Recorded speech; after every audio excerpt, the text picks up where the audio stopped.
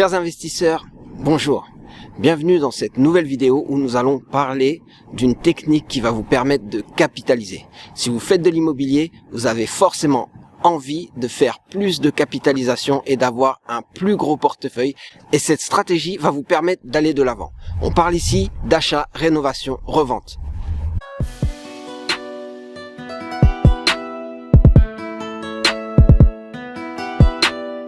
La première question sera, en termes de stratégie immobilière, pourquoi faire de l'achat, rénovation, revente?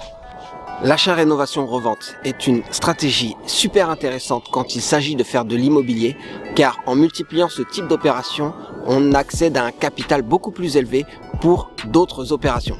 En effet, si vous avez un capital de 30 000 $ par exemple, vous voyez qu'il est très difficile de rentrer dans des deals à forte valeur ajoutée car vous n'avez pas assez pour pouvoir acheter un bien qui va vous donner des loyers intéressants. Donc qu'est-ce que vous faites? Vous pouvez passer à une opération d'achat, rénovation, revente, ça veut dire acheter le bien, le rénover, le revendre et prendre la plus-value. Nous allons voir ici les 3 clés pour pouvoir réussir vos opérations d'achat, rénovation, revente au Congo. Avant d'aller plus loin, je vais juste vous demander de liker cette vidéo et de commenter et surtout de vous abonner et ensemble on pourra avancer dans d'autres projets et d'autres vidéos qui vous intéressent. La première chose, si vous voulez faire de l'achat, rénovation, revente, c'est acheter. Mais pour acheter, vous avez plusieurs critères à respecter. Qu'est-ce que vous cherchez? Quel est votre budget? Et comment vous allez vous y prendre? Votre préparation à vous, c'est de savoir jusqu'à combien vous pouvez miser dans ce type d'opération. En effet, vous allez avoir un capital à vous, donc de l'argent que vous pouvez mettre directement dans l'opération, mais vous pouvez aussi avoir des partenaires et aussi vous faire financer. Donc, essayez de savoir jusqu'à quel niveau vous pouvez obtenir des financements pour savoir exactement quel budget vous allez avoir pour votre opération d'achat, rénovation, revente. Donc votre budget, en gros, c'est l'argent que vous avez, plus l'argent que va vous donner vos associés pour participer à cette opération, mais aussi le financement auquel vous pouvez avoir droit à la banque. Donc, calculez tout ça, voyez ce que ça peut donner comme budget global pour votre opération. C'est la première étape. Ensuite, vous essayez de voir quel type d'opération vous voulez faire, donc sur quel type de bien. Peut-être ce serait sur une maison, peut-être un appartement, peut-être un local commercial. Regardez quel type d'opération vous voulez faire et quel type de bien vous recherchez vous. Ne vous laissez pas entraîner par ce que vous donne le marché. Ça veut dire si les gens vous appellent pour vous dire qu'il y a une belle affaire ici ou une bonne affaire là, c'est peut-être pas forcément une bonne affaire pour vous. C'est peut-être une bonne affaire pour les autres, mais pour vous, c'est une affaire qui ne va pas forcément vous aller. C'est à vous de décider quel type d'opération vous voulez faire. Donc vous cherchez le bien qui correspond au type d'opération. Et pour réussir votre achat, il va falloir connaître le marché. Car si vous trouvez des biens, il faut savoir pourquoi ils sont décotés par rapport au marché. Donc pourquoi ils sont moins chers. Ici, on va rechercher des biens qui sont moins chers parce qu'ils ont besoin d'un rafraîchissement pour pouvoir être remis sur le marché. Donc vous allez chercher des biens pour lesquels il y a des travaux à faire. Quel type de travaux? Regardez. Et pour quel montant? Ça vous permet de savoir si vous êtes dans le budget ou pas. Le prix du bien et le montant des travaux qui est visé. Aussi, vous vous laissez une petite marge car les travaux, ça peut être plus cher que prévu. Ou il peut y avoir certains frais que vous n'avez pas prévus. Des frais administratifs ou des frais qui sont liés à ces travaux-là. Ou peut-être même des frais qui sont liés ensuite à la vente. Laissez une marge. Une fois que vous avez tout ça, vous savez qu'il faut chercher le bien. Cherchez le bien et prenez votre temps pour le trouver. Ne sautez pas sur toutes les occasions que vous allez avoir parce que vous allez avoir énormément d'occasions car quand on cherche, on trouve forcément. Maintenant, quand on cherche la perle rare, on ne la trouve pas tout de suite. Donc, vous regardez ce que vous avez sur le marché, vous regardez, vous cherchez ailleurs, vous cherchez dans quel marché vous voulez investir. Basez-vous sur un marché que vous connaissez très bien. Vous connaissez les prix, vous savez quel projet il y a dans le quartier. Vous savez qu'est-ce qui fait augmenter la valeur des biens dans le quartier et vous savez aussi pourquoi certains biens sont décotés par rapport à d'autres. Peut-être par rapport à la rue, peut-être par rapport à l'ensoleillement, peut-être par rapport à d'autres facteurs que vous pouvez voir et que les autres ne peuvent pas voir. Donc c'est à vous d'exploiter ça. Et si vous trouvez plusieurs biens, alors vous les gardez dans une liste réduite. Cette liste-là va vous servir à savoir finalement sur quel bien vous allez vous baser. Alors il ne faut pas que cette dernière liste soit trop grande. Une liste de 3 biens, c'est suffisant, mais vraiment suffisant. Donc sur les 3 biens-là, vous allez voir sur quel bien vous pouvez vous positionner. Et surtout, vous allez négocier ensuite pour avoir le meilleur prix et les meilleures conditions pour pouvoir vous lancer dans le business. Et là, vous pourrez choisir sur quel bien vous pouvez vous baser pour votre opération d'achat, rénovation, revente. En effet, ce bien que vous avez vu a peut-être juste un petit problème de peinture, un petit problème de choses vieillissantes comme les portes ou peut-être la cuisine ou la salle de bain, ce genre de choses. Le propriétaire n'avait peut-être plus les moyens de faire les travaux qu'il fallait et pour lui ça devient une obligation de vendre. Et c'est là que vous pouvez avoir une force de négociation, vous pouvez avoir un levier pour permettre de baisser le prix. Quelquefois les travaux sont très faibles, mais c'est l'argent que n'avait pas le propriétaire. Donc ce type de bien peut être vraiment intéressant pour votre opération d'achat, rénovation, revente. Le but sera d'acheter le bien le moins cher possible, faire les travaux, qu'il y ait le moins de travaux possible ou qu'il y ait juste des travaux qui sont abordables. Et enfin, vous allez faire une opération qui va vous permettre de dégager une marge intéressante. Une fois que vous avez acheté le bien, vous pouvez passer à la deuxième étape. La deuxième étape, c'est mettre en place l'opération, les travaux.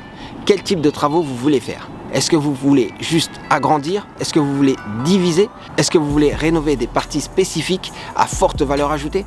Quel type de travaux vous voulez faire? Et combien ça va vous coûter? Avez-vous une équipe qui va s'occuper de ces travaux-là? Avez-vous des devis? Donc là, on entre dans une vraie gestion de projet. Déterminez en termes de temps et d'argent combien cette opération va vous demander. En termes d'argent, on a déjà vu que vous étiez prêt, vous étiez préparé et vous connaissez vos capacités. Donc, sachez que vous pouvez déjà déterminer en termes d'argent où vous en serez. Aussi, vous commencez à démarcher à la banque et auprès de vos partenaires pour que cet argent soit déjà dans votre poche. En termes de travaux, vous savez exactement aussi quels travaux vous allez faire. Maintenant, il faut que chaque artisan, chaque personne de l'équipe qui va intervenir dans l'opération puisse vous donner un devis et un devis clair. Un devis en termes de coût et aussi en termes de temps. Et que tout ça, ça puisse être respecté. Comme ça, vous restez dans vos projections. Après, c'est à vous de contrôler. Vous devez être là souvent et intervenir, vérifier, contrôler pour que tout se passe comme vous avez prévu. Car si vous laissez les gens faire, eux, ils n'ont pas les mêmes motivations que vous. Ils peuvent prendre plus de temps pour faire certaines choses que ce qui est prévu. Et plus ça dure dans le temps, et plus ça va vous coûter cher en termes de temps, car c'est un manque à gagner tant que vous n'avez pas revendu le bien, mais aussi en termes d'argent, car il va falloir encore financer les travaux jusqu'à la fin. Pour réussir votre opération, vous allez devoir découper en plusieurs parties. Peut-être vous avez plusieurs opérations de rénovation à faire. Peut-être que vous avez plusieurs artisans qui vont intervenir. Au niveau de la peinture, au niveau de l'électricité, au niveau de la maçonnerie, ou peut-être même au niveau des sols et du plafond, vous faites un planning pour que tout le monde puisse intervenir dans les termes que vous avez proposés. Avec ça, vous allez avoir une vue sur votre opération. Mais en dehors de l'opération qui est technique, il y a aussi certaines choses à prévoir. Il va falloir aussi vous ajuster sur tout ce qui est administratif. Combien de temps ça va vous prendre pour avoir les autorisations de travaux, les autorisations pour la construction, les autorisations pour les rénovations. Combien de temps il va vous falloir pour pouvoir obtenir les diverses autorisations et aussi les papiers de votre bien pour qu'ils soient à votre nom. Mais aussi à la banque. Combien de temps ça va leur prendre pour débloquer les fonds qu'ils doivent vous prêter. Il faut prendre tout ça en compte car c'est tous ces éléments qui peuvent faire que votre opération prenne plus de temps que prévu et que ça dérive dans le temps. Et on l'a dit, il faut perdre le moins de temps possible quand vous êtes dans l'opération. Bien sûr, il faut prendre son temps pour trouver le bien.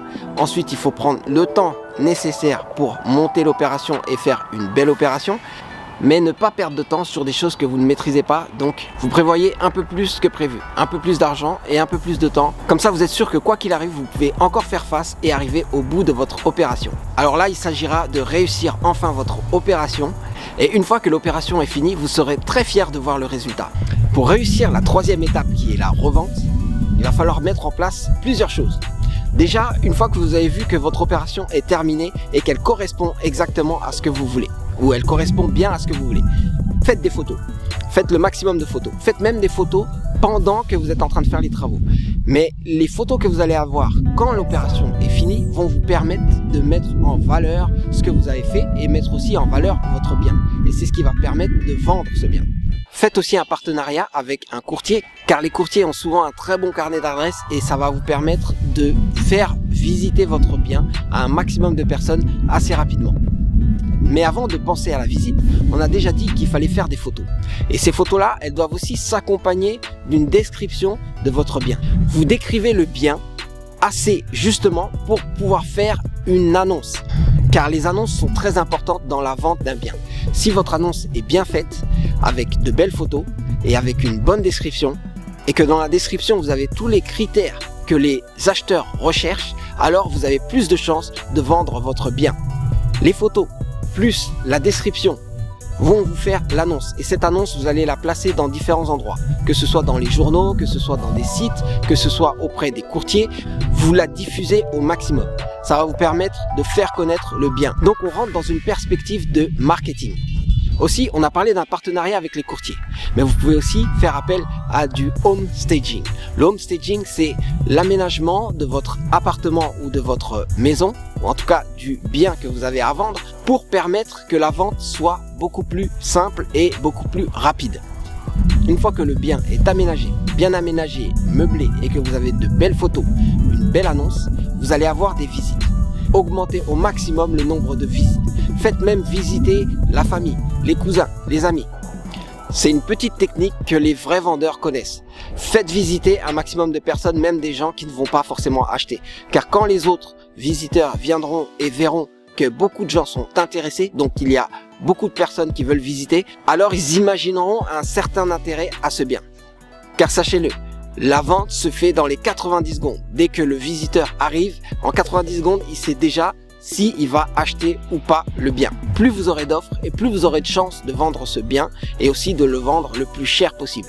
Car le but est bien là, de vendre le bien le plus cher possible pour dégager un maximum de marge. C'est cette marge-là dans votre stratégie qui vous permet de capitaliser et donc vous pouvez faire plusieurs opérations d'achat, rénovation, revente pour arriver à un capital beaucoup plus élevé et enfin prendre un bien que vous allez peut-être garder comme un immeuble ou comme une maison qui a un loyer élevé pour une rente. C'est un exemple. En tout cas, avec l'argent que vous gagnez avec ce type d'opération, vous pouvez accéder à des plus grosses opérations ou à des opérations différentes dans différents lieux qui vous permettent de faire plus de marge et toujours plus de cash. Car c'est le but. Quand on est investisseur immobilier, on cherche des stratégies pour gagner de l'argent, que ce soit l'argent pour votre retraite, que ce soit de l'argent pour transmettre ou que ce soit un portefeuille que vous allez revendre ensuite. Voilà, vous avez vu maintenant dans cette vidéo comment se passent les opérations d'achat, rénovation, vente et comment on fait pour avoir le maximum de gains. Ça veut dire comment on fait pour les réussir. Faites attention à l'achat tout d'abord, donc achetez le bien qu'il vous faut en fonction de vos possibilités.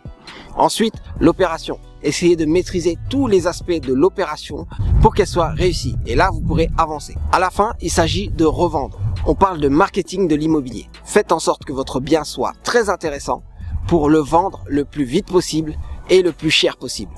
Merci d'avoir suivi cette vidéo. Le Club des investisseurs immobiliers au Congo vous accompagne dans vos projets immobiliers et c'est ensemble qu'on sera toujours plus fort. C'est tout pour moi, c'est Serge Aliwania. Restez connectés, restons connectés.